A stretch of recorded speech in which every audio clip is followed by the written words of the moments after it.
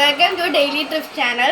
അപ്പോൾ ഞങ്ങൾ ഇന്ന് വന്നിരിക്കുന്ന ഒരു പുതിയ ഡിഷായിട്ടാണ്. മാമ എന്ത് ഡിഷാണ് നമ്മൾ അടപ്രഥമനാണ് ഞങ്ങൾ ഇന്ന് ഉണ്ടാക്കാൻ പോകുന്നത്. അതിൻ്റെ സ്പെഷ്യൽ എന്താണെന്ന് വെച്ചാൽ ചേച്ചിയുടെ SSLCയുടെ റിസൾട്ട് വന്നു, അതിൽ ഞങ്ങളുടെ വീട്ടിൽ പുതിയൊരു കുഞ്ഞാവയും കൂടെ വന്നു. അതിനൊക്കെ ഹാപ്പി ആയിട്ടുണ്ട്.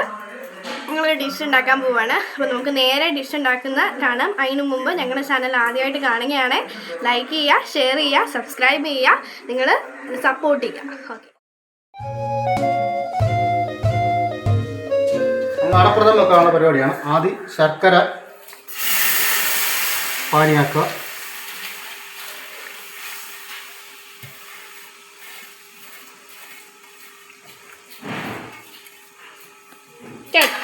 ശർക്കര അടി പിടിക്കാതെ ഇളക്കി കൊടുക്കുക.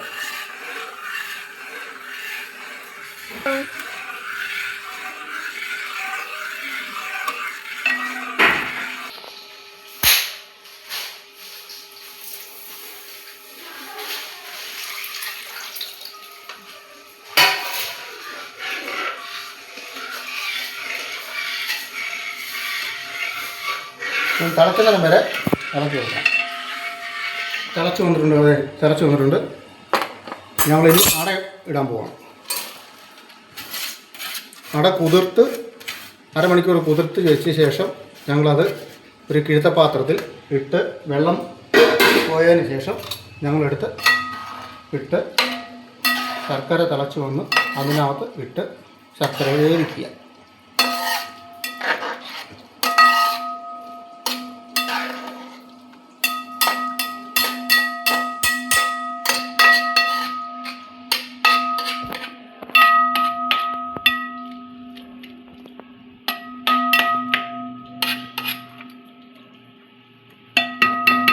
രണ്ട് പാക്കറ്റ് ശർക്കരയ്ക്ക് 2 പാക്കറ്റ് അടയ്ക്ക് 2 കിലോ ശർക്കര.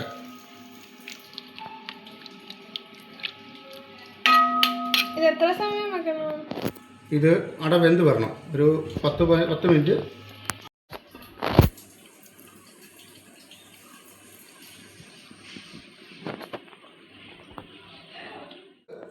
പാൽ ഒഴിച്ച് കഴിഞ്ഞാൽ നമ്മളിങ്ങനെ പാലൊന്ന് ഒരുമാതിരി പറ്റി വരുന്ന കുറുകുന്നിടം വരെ നമ്മളിങ്ങനെ അടി പിടിക്കാതെ ഇളക്കിക്കൊണ്ടേ ഇരിക്കണം. അല്ലെങ്കിൽ ഇളക്കിയിരുന്ന് അടി പിടിക്കും.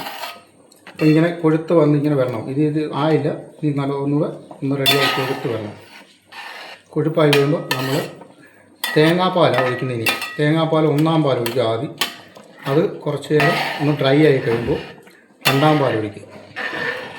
അത് നിങ്ങളെ ഒഴിക്കുക. അപ്പം ഒരു 2 കാൽ അടയ്ക്ക് ഒരു 1.5 തേങ്ങയുടെ പാല് വേണം.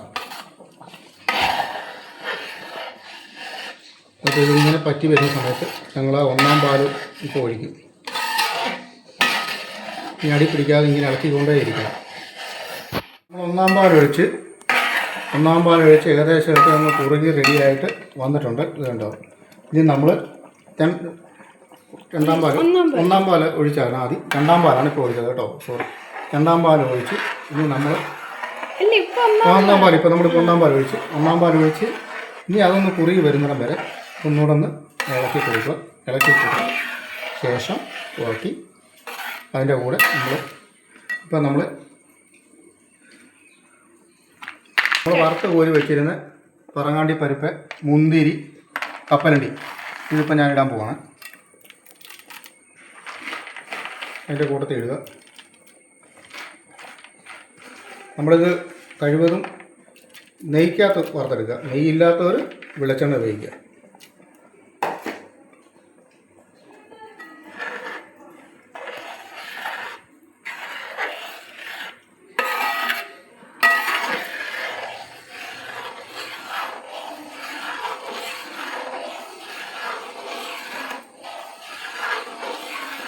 നന്നായിട്ട് കുറുകിയല്ലേ?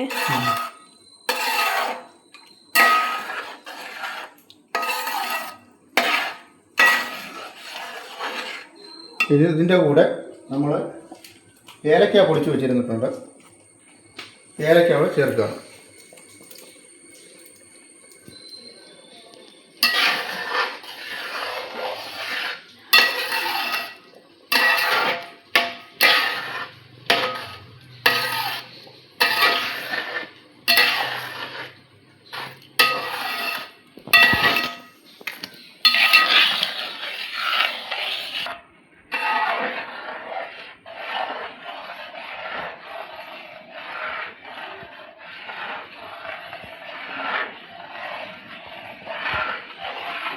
എല്ലാം റെഡിയായിട്ട് വന്നിട്ടുണ്ട്.